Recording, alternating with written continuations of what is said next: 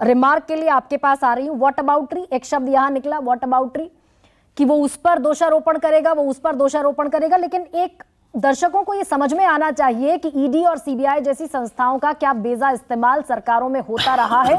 क्या ये परंपरा है? क्या इसे न्यू नॉर्मल माना जाए? और 85% विपक्ष के नेताओं के खिलाफ केसेस चलना, सत्ता पक्ष के नेताओं के खिलाफ इस तरह का कोई प्रतिशत नहीं होना और सत्ता में शामिल हो जाने के बाद वो सारी जांचें रुक जाना, ये कैसा संकेत?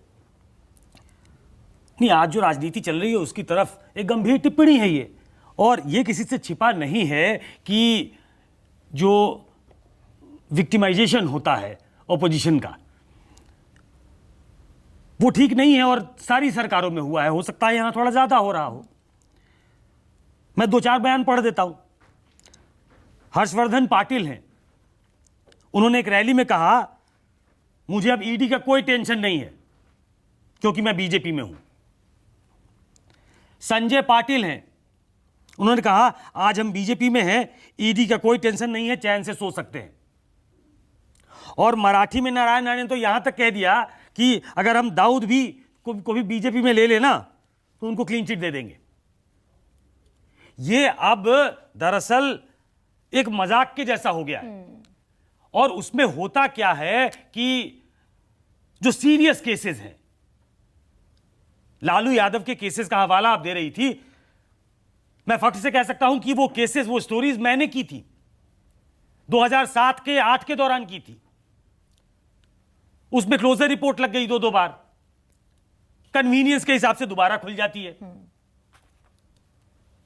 तो ये जो पॉलिटिक्स में किस समय आपको कितनी आर्म ट्विस्टिंग करनी है, उसके हिसाब से केसेस तय होते हैं। भ्रष्टाचार का इतिहास कोई आज का थोड़ी है। मैं बताऊं आपको, मुंद्रा नहीं, फोर्स तो बहुत बाद में आया।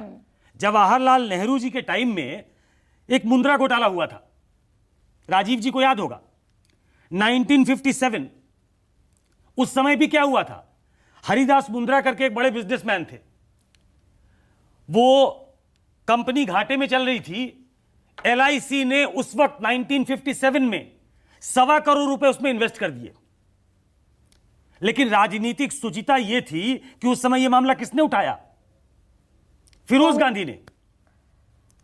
फिरोज गांधी ने यह मामला उठाया और एक जांच समिति बैठी। 6 महीने के बाद, मेरे ख्याल से कृष्णमूर्ति वित्त मंत्री थे, 1958 में उनका इस्तीफा हो गया। राजनीतिक भ्रष्टाचार का एक पुराना इतिहास है, लेकिन उस राजनीतिक भ्रष्टाचार को लॉजिकल कंक्लूजन तक ले जाने का एक जरिया था, लोगों का विश्वास था। लेकिन अब जो है वो एक दूसरे के खिलाफ विच हंटिंग की तरह इस्तेमाल की जा रही है। सुकेश, आपने बहुत सारे बयानों का जिक्र किया कि बीजेपी में है इसीलिए अब राहत की सांस ले रहा हूं, ईडी का कोई खतरा नहीं है। और इसी में एक बयान जोड़ देती हूं, केंद्रीय मंत्री ने अभी हाल ही में संसद में कहा